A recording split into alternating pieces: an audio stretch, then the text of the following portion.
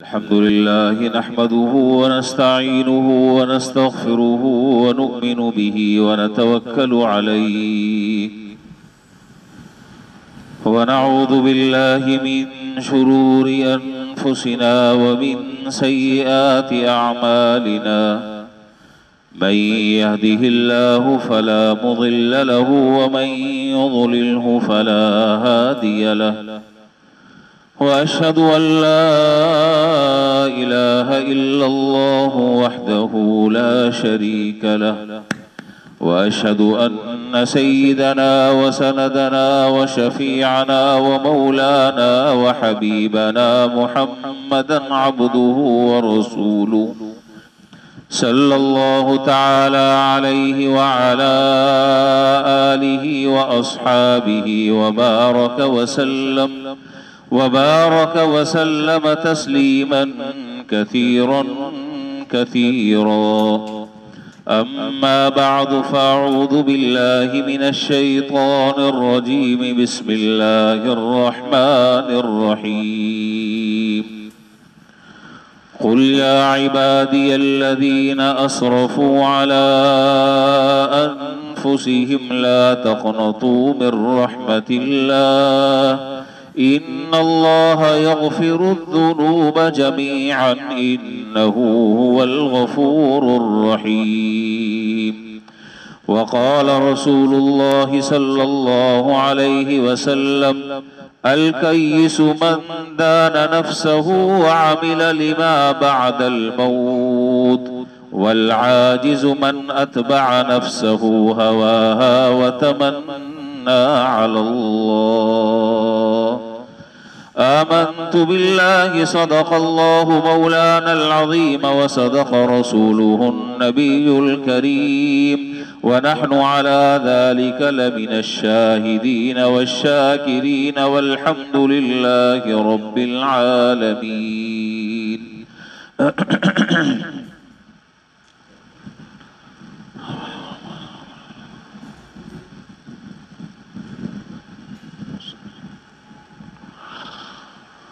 बुजुर्गान मुहतरम व बरादरान अजीज,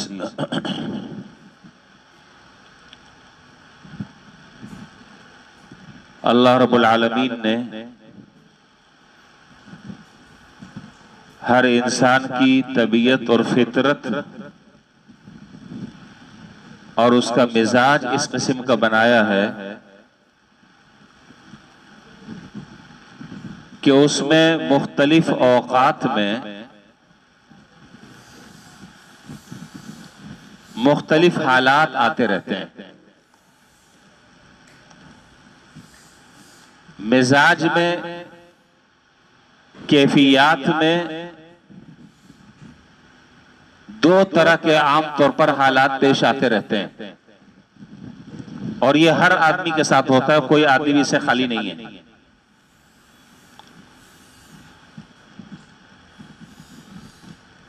जिसका बयान चल रहा है, पिछले जुमे मैंने शुरू किया था। कभी आदमी अपने अमल को देखकर और अपने अमल की तरफ नजर कर कर उसे बहुत सी उम्मीदें उसकी वाबस्ता हो जाती हैं और यह कैफियत हमेशा नहीं रहती। और कभी एकदम मायूसी और नाउमीदी छा जाती है, जिसको मैंने ताबीर किया था खौफ और रजा। खौफ और रजा, रजा बमाने उम्मीद, ये दोनों कैफियतें हर इंसान के साथ पेश आती रहती हैं, कोई आदमी भी से खाली नहीं है। इसलिए इस बात को समझ लेना अच्छे तरीके से जरूरी है। मैं चंद बुनियादी बातें जिक्र कर कर इस सिलसिले में कुछ रिवायात है वो मैं आपके सामने आज मुझे जिक्र करनी है। चंद उसूली बातें इस सिलसिले में जरा सा समझ लीजिए। ये दो कैफियतें हैं, इनका नाम जहन में रहे। एक कैफियत का नाम है खौफ और एक का नाम है उम्मीद, जिसको अरबी में कहते हैं रजा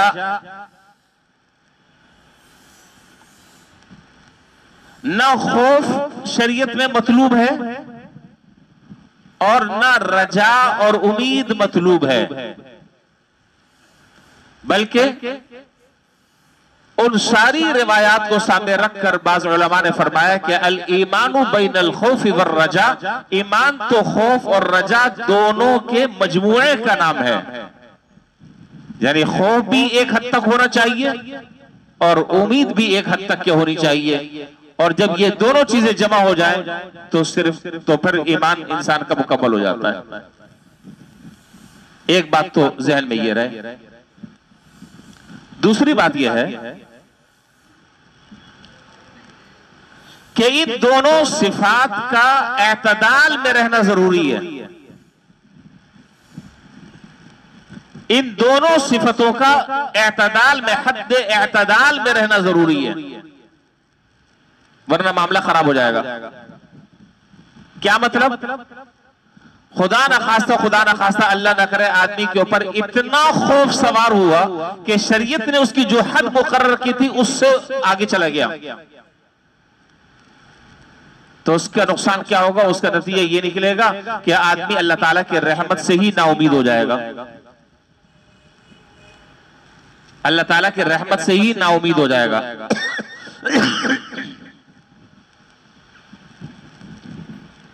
बस यहां इतनी सी बात जरा सा जहन में रहे। मैं अहादीस की सही किताबों में, अक्सर किताबों में यह रिवायत है, सरकार दो आलम नबी करीम सल्लल्लाहु अलैहि वसल्लम ने इरशाद फरमाया कि जो मैं देख रहा हूं वो तुम नहीं देख रहे। एक लंबी हदीस है, उसका मतन पढ़ने का इस वक्त नहीं है, मैं उसका खुलासा अर्ज कर देता हूं। ये मैं बात किस बुनियाद पर कर रहा हूं कि खौफ की भी एक लिमिट है, वो लिमिट अगर क्रॉस कर ली तो भी नुकसान। बस ये बात मेरी जहन में रहे आपके। आने फरमाया कि जो मैं देख रहा हूं वो तुम नहीं देख रहे, और फरमाया कि आसमान में चरचराहट की आवाज आ रही है। चरचराहट, चरचराहट का क्या माना? ये उर्दू का एक लफ्ज है। मिसाल के तौर पर मैं उसको एक मिसाल से बात समझाऊं। एक कमजोर लकड़ी का बना हुआ एक तख्त हो, तख्त जानते हैं ना, जिसे बैठते हैं, लकड़ी का तख्त हो, कमजोर लकड़ी का बना हुआ है, उस पे मोटे मोटे हट्टे कट्टे 15-20 आदमी बैठ जाए तो उसमें चर चर की आवाज आती है।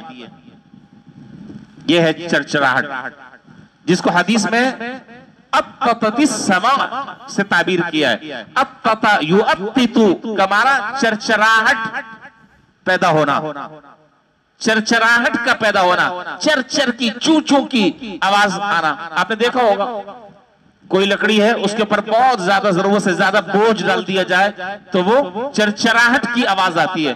फरमाया कि आसमान में चरचराहट की आवाज आ रही है, और 4 उंगलियों के बराबर भी कोई जगह ऐसी नहीं है कि जहां कोई फरिश्ता अल्लाह के सामने सीधा रेज ना हो रहा हो। 4 उंगली के बराबर भी कोई जगह आसमान में खाली नहीं है, पूरा आसमान फैला हुआ है फरिश्तों के सिजदे से, फरिश्ते सिजदा कर रहे हैं। और फिर फरमाया कि जो मैं देख रहा हूं वो तुम नहीं देख रहे, और अगर उस आलम बाला के हालात को अल्लाह ताला लोगों पर मुनकशिफ कर दें तो तुम अपने बिस्तरों को छोड़ दो, अपने मजों को तुम खैर बात कह दो, अपनी अय्याशियों को तुम सलाम कर दो। और हदीस में कि जिस वक्त अल्लाह ताला पनाह में रखे, जिस वक्त किसी मुर्दे को कब्र में अजाब हो रहा होता है, उस अजाब की आवाज सारी मखलूकात सुनती है सवाए इंसान के। अगर इंसान भी उस आवाज को सुन ले तो तुम अपने मुर्दे दफनाना छोड़ दो, तुम अपने मुर्दे दफनाना छोड़ दो। अल्लाह ताला ने पर्दा रखा हुआ है। और आगे फिर इस रिवायत में कि अगर वो हालात सामने आ जाएं और उस जहान के पर्दे हट जाएं और वो आलम तुम पर मुनकशिफ हो जाए तो फिर क्या होगा? लवहक्तुम कलीला वला बकैतुम कसीरा, फिर उस वक्त ये होगा कि तुम हंसोगे कम, रोगे ज्यादा। तुम्हारी हंसी खत्म हो जाएगी, तुम्हारे कहकहाबाजी खत्म हो जाएगी, तुम्हारा दांत निकाल कर आवाजों से ठट्टे मारना खत्म हो जाएगा। फिर वो सारी की सारी चीजें तुम भूल जाओगे, सारा का सारा वक्त जो है वो तुम्हारा रोने में गुजरेगा। ये अल्लाह ताला का निजाम है। अल्लाह ताला ने पर्दा रखा हुआ है ताकि दुनिया का निजाम जो है वो अपनी अपनी जगह चलता रहे। आदमी शादी भी करता है, बच्चे भी होते हैं, बीवी से मोहब्बत भी करता है, प्यार भी करता है, ये सब उसके एक हिकमत इलाही का एक निजाम है, तकवीनी निजाम है। अगर वो चीजें जाहिर हो जाए तो सब खत्म। इसीलिए हज़रत अबू बकर सिद्दीक रज़ियल्लाहु ताला अन्हु, जिन्होंने अपने कानों से सुना जनाब रसूलुल्लाह सल्लल्लाहु अलैहि वसल्लम की ज़बान मुबारक से, अबू बकर फिल जन्ना, उमर फिल जन्ना, उस्मान फिल जन्ना, अली फिल जन्ना, ये जो 10 हज़रात सहाबा हैं जिनको हम अशरे मुबश्शरा कहते हैं, जिनको जनाब रसूलुल्लाह सल्लल्लाहु अलैहि वसल्लम ने दुनिया में जन्नत की बशारत सुनाई, अपने कानों से सुना। लेकिन हज़रत बकर सिद्दीक रज़ियल्लाहु ताला अन्हु क्या फरमाया करते थे? जब किसी परिंदे को देखते थे तो यूं कहते थे कि या लैतनी कुन्तु मिथलका, एक काश के मैं तेरी तरह होता, एक काश कि मैं तेरी तरह होता, इसलिए कि तुझसे ना हिसाब है, ना किताब है, ना तू मुकल्लफ है। अल्लाह ताला ने पैदा किया, खत्म हो जाएगा, खत्म। लेकिन हमें तो अल्लाह ताला के सामने जवाब देना है। एक बुजुर्ग ने पूरी उम्र इस तरीके से गुजारी, किताबों में लिखा है, पूरी उम्र इस तरीके से गुजारी कि कभी वो हंसे नहीं। लोगों ने कहा कि हजरत आपको हंसी नहीं आती, कभी आपके दांत नहीं देखे, कभी आपको हंसते हुए नहीं देखा, क्या बात है? जिंदगी में बेशुमार वाक़यात ऐसे आदमी की जिंदगी में आते हैं, बेशुमार खुशियां भी आती हैं, गम भी आते हैं, लेकिन कभी आपको हंसते हुए नहीं देखा। फरमाया कि मियां मुझे तो ये नहीं पता कि मरने के बाद जो है वो जन्नत में मैं जाऊंगा या जहन्नम में जाऊंगा। अगर ईमान पर खात्मा हो गया, अगर ईमान पर खात्मा हो गया और मरते वक्त अल्लाह ताला ने कलमे वाली मौत अगर अता फरमा दी तो इंशाअल्लाह फिर मैं हंसूंगा। कहते हैं कि जब उनका इंतकाल हुआ तो जैसे उनकी लाश रखी थी, ऐसा लग रहा था कि बिल्कुल मुस्कुरा रहे हैं और दांत जो है वो खिले हुए, और ये जाते जाते ये पैगाम दे रहे हैं कि मेरा अंजाम कार जो है वो अच्छा हो गया, मेरा अंजाम कार जो है वो अच्छा हो गया, अब है हंसने का मौका। जिस आदमी को यही नहीं पता क्या होना है मेरा अंजाम, कैसा होगा मेरा इख्तिताम, उसको ये हंसी जेब नहीं देती, उसको ये गफलत जेब नहीं देती, उसको अल्लाह ताला की नाफरमानी में मस्त होकर जिंदगी गुजारना जेब नहीं देता, इसलिए कि पता ही कुछ नहीं। बात से बात याद आ रही है, एक रिवायत में है कि सरकार दो आलम नबी करीम सल्लल्लाहु अलैहि वसल्लम ने फरमाया कि अल्लाह ताला ने, मिशकात में रिवायत है, अल्लाह ताला ने जिस आदमी के लिए जो सिफत अल्लाह ताला ने रखी है, उस सिफत पर जिसको मरना है, अल्लाह ताला उसी के मुताबिक उसके लिए अमाल को आसान कर देते हैं।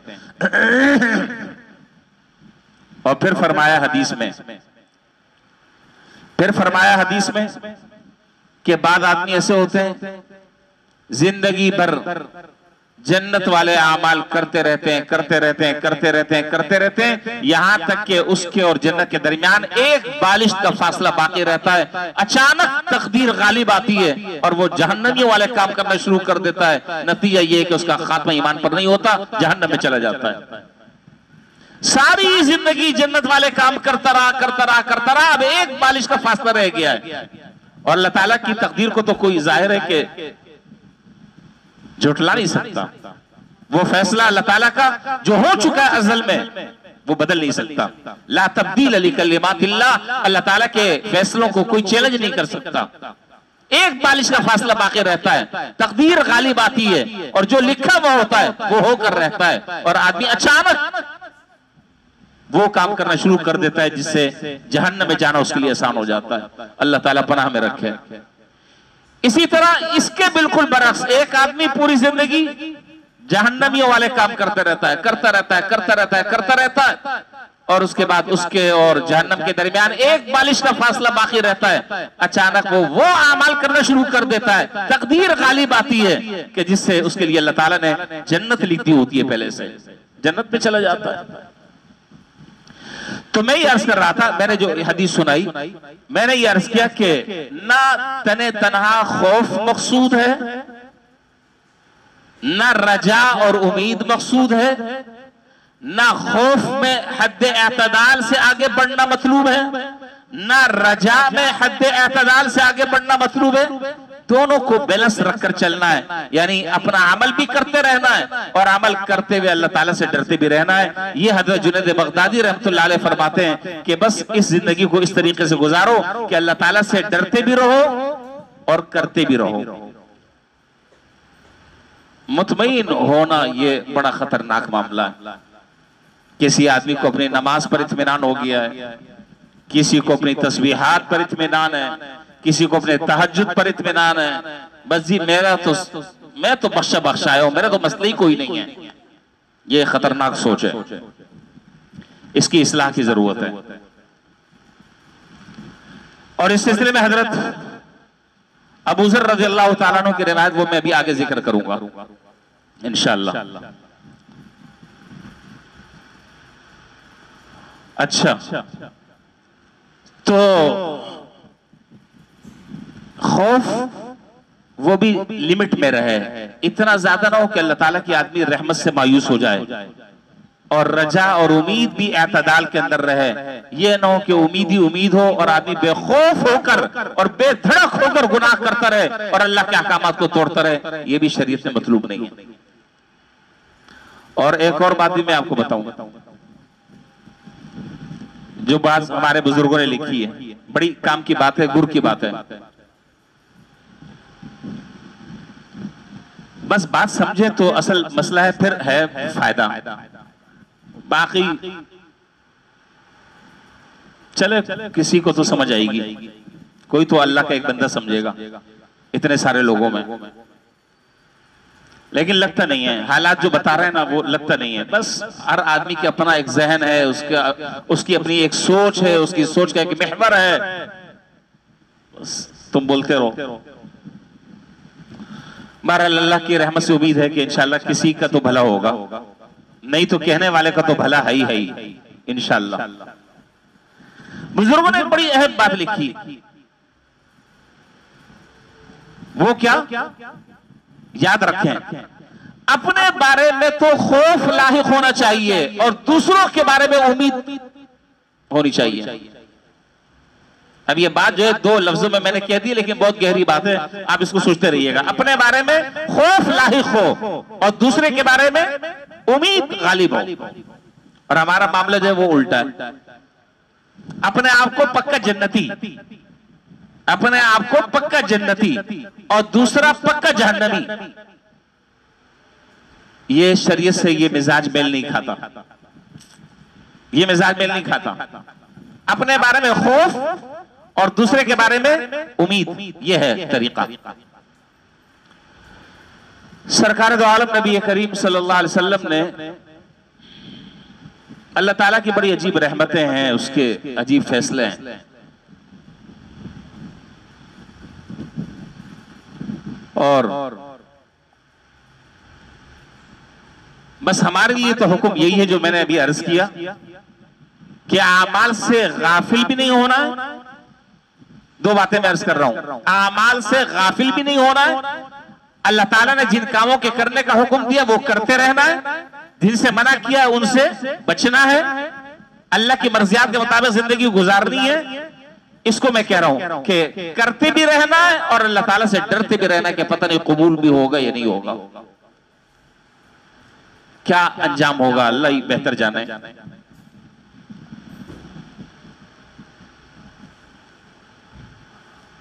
और मैंने पिछले जुमे भी आपसे अर्ज किया था कि बात बेचारे जो दीन से नाआशना और लाबलद होते हैं, अगर आदमी उनको अल्लाह की तरफ दावत दे और अल्लाह ताला के अजाब से डराए तो वो सीधी सीधी बात और सीधी सीधी मिसाल वो कुरान की वो आयत पढ़ देते हैं कि जी अल्लाह ताला तो बड़े गफूर रहीम है। गफूर रहीम होने का ये माना नहीं है, गफूर रहीम का ये माना नहीं है। ये जो अल्लाह ताला की रहमत से जो उम्मीद आदमी लगाता है, हकीम उलूमत हज़रत थावी रहमतुल्लाह अलैह ने इन चीजों पर से पर्दे उठाए हैं और ये चीजें जाहिर की हैं, वरना तो पता ही नहीं चलता लोगों को क्या है अल्लाह की रहमत। हकीम उलूमत हज़रत थावी रहमतुल्लाह अलैह ने फरमाया कि ये अल्लाह ताला से रहमत और रजा और उम्मीद जो इंसान लगाता है ये अमल के बाद है, अमल से पहले नहीं है। इसका मतलब आप नहीं समझे, इसका मतलब आप नहीं समझे जो मैंने अभी जुमला अर्ज किया। ये खौफ और रजा इसका जो मकाम और महल है वो अमल करने के बाद है, अमल करने से पहले नहीं है। अब मैं उसको जरा सा समझा देता हूं, मुझे पता है बहुत सारे नहीं समझे। एक आदमी जो है, समझ लें बात अच्छी तरह, एक आदमी जो है वो ना नमाज पढ़ रहा है, ना रोजा रख रहा है, ना गुनाहों से बच रहा है, ना हलाल हराम का एहतमाम कर रहा है, सर से लेकर पांव तक के गुनाहों में जिंदगी गुजार रहा है और कह क्या रहा है, कह ये रहा है कि अल्लाह की रहमत जो है वो बहुत वसी है, अल्लाह ताला की रहमत जो है वो अल्लाह ने 100 रहमतें पैदा फरमाई हैं। एक रहमत अल्लाह ताला ने इस दुनिया में भेजी है जिसकी वजह से लोग आपस में मोहब्बत करते हैं, शोहर बीवी से, बीवी शोहर से, औलाद माँ बाप से, माँ बाप औलाद से, आपस में मिलने जुलने वाले ताल्लुक वाले, ये 1% उस अल्लाह की मोहब्बत का मजहर है। और 99 जो अल्लाह ताला की रहमतें हैं, ये अल्लाह ताला की रहमतों का ज़ुहूर इंशाअल्लाह क़यामत के दिन होगा। अब कोई आदमी जो है वो इन चीजों को देखे और देख कर कहे कि जी क्या मियां नमाज और क्या रोजा और क्या हलाल और क्या हराम, क्या गुनाहों से बचना, क्या मासियत से तौबा कर रहा, अल्लाह तो 70 माओ से ज्यादा मोहब्बत करने वाले हैं। तो इसका माना यह है कि यह आदमी अल्लाह ताला की रहमत से उम्मीद तो लगा रहा है लेकिन अमल से, जुमला मुकम्मल करें जी, पहले, ये अमल से पहले ये इसको धोखे में ये चीज डाल रही है। अगर यही काम अमल के बाद होता, नहीं समझ रहे बात, मेरा ख्याल में मुश्किल लग रही है बात।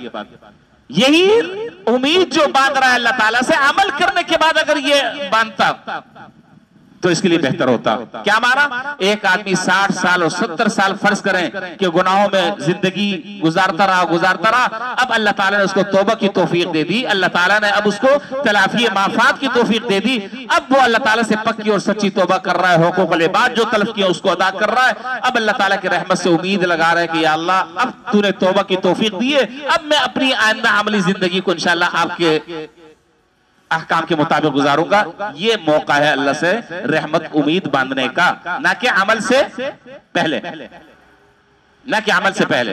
अमल करो फिर उसके बाद अल्लाह ताला की रहमत से उम्मीद लगाओ, अल्लाह ताला अपने रहमत से तौबा जो मैंने की अल्लाह ताला उस तौबा को कबूल फरमा लें, अल्लाह आइंदा जिंदगी में गुनाहों से मुझे बचा लें। मैं दीन पर चलना चाहता हूं, अल्लाह ताला मेरी दस्तगीरी फरमा दें। मैं कमजोर हूं, अल्लाह मेरी मदद फरमा दें। यह है मौका। अच्छा जी, मैं जो रिवायत जिक्र कर रहा था, एक मर्तबा सरकार दो आलम नबी करीम सल्लल्लाहु अलैहि वसल्लम ने हज़रात सहाबा के सामने यह हदीस और ये रिवायत जिक्र की, तुम में से कोई आदमी भी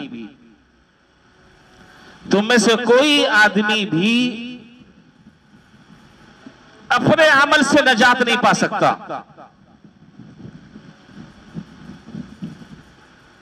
तुम में से कोई आदमी भी अपने अमल से नजात नहीं पा सकता,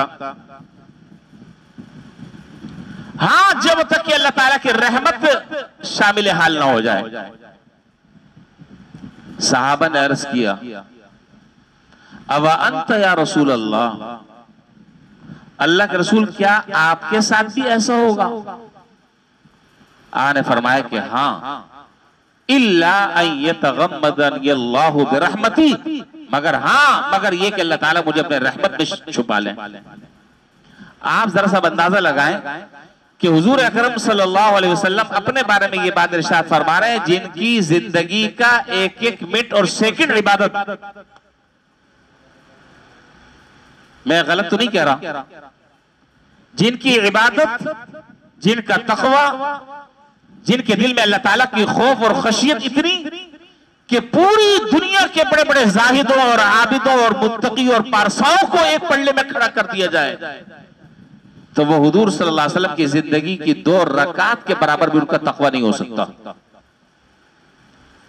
पूरी जिंदगी आपकी इबादत, पूरी जिंदगी आपकी इबादत, नमाज पढ़ रहे हैं, लंबे लंबे रुकू, लंबे लंबे सिजदे कर रहे हैं, इतने लंबे लंबे सिजदे कर रहे हैं कि हज़रत आयशा रज़ियल्लाहु ताला अन्हा फरमाती हैं कि जब आप नमाज पढ़ते और इतने लंबे सिजदे करते तो हमें ऐसा लगता कि हो सकता है कि शायद आपके सिजदे में रूह परवास कर गई हो। इतने लंबे सिजदे, इतनी लंबी नमाजें, इतनी लंबी दुआएं, जिंदगी का कौन सा ऐसा एक मिनट और घड़ी है कि जो सरकार दो आलम नबी करीम सल्लल्लाहु अलैहि वसल्लम की इबादत न हो? पूरी जिंदगी इबादत। और आप अपने बारे में क्या कह रहे हैं? हाँ, मैं भी अपने अमल से जन्नत में दाखिल नहीं हो सकता, इल्ला अन यतगम्मदनी अल्लाहु बिरहमती, मगर ये कि अल्लाह ताला मुझे अपने रहमत से दाखिल फरमा दें। तो जब आप इतने बड़े होकर ये बात फरमा रहे हैं, तो फिर हम और आप क्या बेचते हैं? हमारी और आपकी क्या औकात और क्या हैसियत है? फिर हमें अपनी नमाज और रोजे और दीगर इबादतों पर क्या नाज होना चाहिए? कुछ भी नहीं।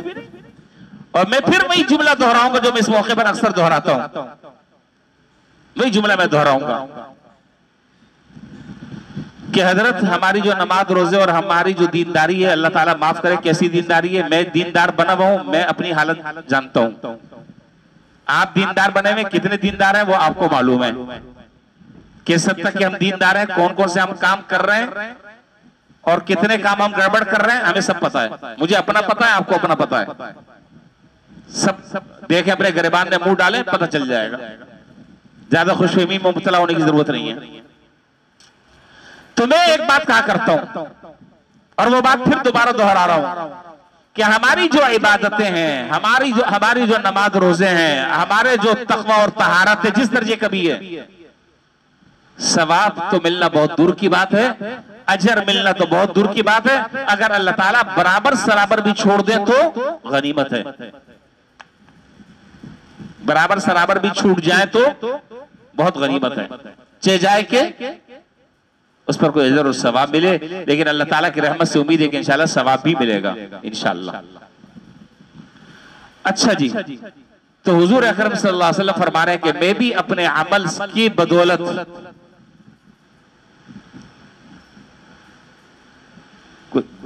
घड़ी मेरी सही नहीं है, घड़ी है, मुझे दे दे, कोई घड़ी दे दे मुझे, जो है वो, मैं भी अपने अमल से जन्नत में दाखिल नहीं हो सकता। हाँ, मगर ये के अल्लाह ताला वो मुझे अपनी रहमत में शामिल फरमा दे, अल्लाह ताला की रहमत का गलबा हो जाए तो मैं जन्नत में दाखिल हो जाऊं। और फिर उस मौके पर आपने फरमाया कि अभी अभी मेरे दोस्त मेरे पास से गए, हुजूर सल्लल्लाहु अलैहि वसल्लम फरमा रहे हैं अभी अभी मेरे दोस्त मेरे पास से गए, यानी कौन? बता नहीं रहे? अरे बाबा कौन? हज़रत जिब्रील अलैहिस्सलाम, अल्लाह भला करे। हज़रत जिब्रील अलैहिस्सलाम अभी भी मेरे पास से गए और आपने फरमाया वल्लज़ी बअसनी बिल हक़, और अल्लाह की कसम जो बात मैं कह रहा हूं वो हक और सच है। हालांकि इस बात के कहने की कोई जरूरत नहीं थी। एक मुसलमान के मुसलमान होने के नाते ये ईमान है उसका, ये ईमान का उसका लाजमी हिस्सा है कि हुजूर अकरम सल्लल्लाहु अलैहि वसल्लम जो बात इरशाद फरमा रहे हैं वो बरहक और सच है, उसमें झूठ का कोई इम्कान नहीं है। आपने फरमाया कि वल्लज़ी बअसनी बिल हक़, कसम है उस जात की कि जिसने मुझे रसूल हक बनाकर मबऊस किया है। अभी अभी मेरे दोस्त अभी गए और मुझसे बताकर ये बात गए कि अल्लाह ताला ने एक आदमी को पैदा फरमाया। ये जो हदीस में जिक्र कर रहा हूं इस हदीस को मुहद्दिसीन की इस्तिलाह में इस हदीस का एक नाम है, मुहद्दिसीन की इस्तिलाह में इस हदीस का एक नाम है, और वो नाम है हदीसुर रजुली व रुम्मान। इस हदीस का नाम है हदीसुर रजुली व रुम्मान। रुम्मान जो है वो अनार को कहते हैं, अनार। तो फरमाया कि अल्लाह ताला ने एक आदमी को पैदा किया और उसको अल्लाह ताला ने 500 साल उम्र दी। कितनी? 500 साल उम्र दी। और अल्लाह ताला ने उसको समंदर के बीचों बीच एक टेला, एक पहाड़ ऊंचा, वहां अल्लाह ताला ने उसको पैदा किया। चारों तरफ हजार मील पानी ही पानी, दाएं बाएं आगे पीछे खारा पानी, दरमियान में टेला है। वहां पर अल्लाह ताला ने उसको पैदा किया। इतनी लंबी उम्र अल्लाह ताला ने उसे अता फरमाई। अब जाहिर है न वहां कोई आदमी, न कोई आदमजात, न कोई बाजार, न कोई मार्केट, न कोई शॉपिंग सेंटर। जिंदा भी रहना है, कैसे जिंदा रहेगा? बहरहाल अल्लाह ताला का हुक्म होगा, अल्लाह ताला की कुदरत होगी तो जिंदा रह सकता है, इसमें कौन सा ताज्जुब की बात है। लेकिन हम तो चूंकि हमारे सारे मामला जाहिरी असबाब से जुड़े हुए हैं, तो क्या किया अल्लाह ताला ने? उसी पहाड़ के अंदर एक मीठे पानी का चश्मा जारी कर दिया, और वो जब प्यास लगती उसमें से वो एक कटोरा पानी पी लेता। और उसी पहाड़ पर अल्लाह ताला ने एक अनार का दरख्त लगा दिया। रोजाना एक अनार उसमें से तोड़ता और अनार खा लेता। 500 साल तक के इसी तरीके से वो एक कटोरा पानी पीता रहा, एक अनार खाता रहा, और पूरा दिन पैदा होने के बाद से लेकर 500 साल की उम्र तक के अल्लाह ताला के इताअत, इबादत, जिक्र, अस्कार, उसके अलावा और कोई काम ही नहीं है। ना वहां कौन सी औरतें कि वो देख रहा होगा चुपके चुपके, वहां तो कोई चीज है ही नहीं सिवाय समंदर के। चारों तरफ समंदर है, सारे गुनाहों से बचा हुआ है, और अल्लाह ताला ने माहौल ऐसा पैदा कर दिया है, बस इबादत इबादत इबादत और सिर्फ इबादत और कुछ नहीं। उस वक्त अल्लाह ताला से उसने ये दुआ की कि या अल्लाह, उसने दुआ की कि या अल्लाह जब मेरा इंतकाल हो तो मेरी मौत जो वो सिजदे में आए, ताकि कल क़यामत के दिन जब मैं आपके दरबार में उठूं तो सिजदे की हालत में हूं। अल्लाह ताला ने दुआ कबूल फरमा ली, दुआ कबूल फरमा ली। इंतकाल हो गया सिजदे की हालत में। हजरत जिब्रील अलैहिस्सलाम को अल्लाह ताला ने यह बात बताई। अल्लाह ताला तो बहुत सारी चीजों को मुनकशिफ कर देते हैं कि उस आदमी की जब अल्लाह ताला की रहमत में पेशी हुई, यह हदीस इस नाम से मशहूर है जो मैंने अभी अर्ज किया, और यह हदीस हजरत मौलाना कारी तैयब साहब रहमतुल्लाह अलैह ने भी अपनी किताब में नकल की है, और हदीस की किताबों में भी है, हदीसुर रजुली वर रुम्मान। तो जब अल्लाह ताला के सामने पेशी हुई तो अल्लाह ताला ने फरमाया कि जाओ भाई, मेरी बात अब आप गौर से समझिएगा, मैं अपनी बात की तरफ आ रहा हूं। अल्लाह ताला ने फरमाया कि जाओ भाई, अब तुम हमारी रहमत से जन्नत में दाखिल हो जाओ। अब तुम हमारी, जुमले पर जरा सा गौर करें, अब तुम हमारी रहमत से जन्नत में दाखिल हो जाओ। तो दिल में ख्याल आया, वो तो अल्लामुल गुयूब है ना, वो तो अलीमुम बिदात सुदूर है ना, वो तो सीनों के राजों से भी वाकिफ है। चाहे जबान आपकी हरकत ना कर रही हो, लेकिन दिल में आने वाले ख्यालात से वो वाकिफ हैं, उनके सामने इजहार करने की जरूरत नहीं है। यालमु खाइनतल आयुनि व मा तुख्फी सुदूर, सीनों के राजों को खूब जानते हैं वो। इन्नहु अलीमुम बिदात सुदूर। तो उसके दिल में, वो जो आबिद था, उसके दिल में ये ख्याल पैदा हुआ, ये दिल में ख्याल पैदा हुआ कि 500 साल तक के एक अल्लाह ताला की नाफरमानी नहीं की, एक गुनाह नहीं किया, एक मासियत नहीं की, अल्लाह ताला के एक हुक्म को नहीं तोड़ा। पूरी 500 साल की जिंदगी जब वो इबादत में गुजार दी, तो कम से कम मेरा दिल रखने के लिए इतना कह देते कि हाँ भाई जाओ, अपने अमल की वजह से आज तुम जन्नत में दाखिल हो जाओ। लेकिन आज मुझे ये कहा जा रहा है कि जन्नत में दाखिल हो जाओ, किस वजह, किससे? हैं? अपनी रहमत से, मेरी रहमत से तुम जन्नत में दाखिल हो जाओ। मेरे अमल का कोई जिक्र नहीं है, जिक्र कर रहे हैं तो अपनी रहमत का जिक्र कर रहे हैं। ये दिल में ख्याल पैदा हुआ, अल्लाह ताला फरमाया कि अल्लाह हाजिर करो, खड़ा करो सामने, लेकर आ जाओ इसको। खड़े हो गए सामने। हाँ भाई, अब मुनाकशा शुरू है, अब मुनाकशा शुरू है। आपके दिल में ये ख्याल आ रहा है कि ये क्यों नहीं कहा? जी अल्लाह ताला यही ख्याल दिल में आ रहा है। कहा ठीक। फरमाया कि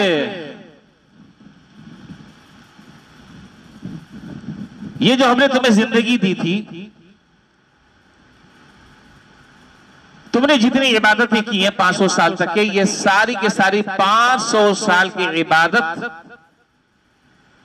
एक नेमत के मुकाबले में है। ये जो हमने तुम्हें आंखें दी है ना, ये एक आंख दी है, उस एक आंख की कीमत 500 साल इबादत है। तो 500 साल की इबादत तो एक आंख के बदले में हो गई है। अब उसके अलावा जो बाकी चीजें उसका हिसाब दो। अभी तो ये एक आंख की कीमत है। एक आंख दी है, कान दिए हैं, दिमाग दिया है, नाक, मुंह, अंदर की सारी मशीनरियां, हाथ पांव वगैरह वगैरह। इसका हिसाब किताब क्या है? इसका हिसाब किताब लाओ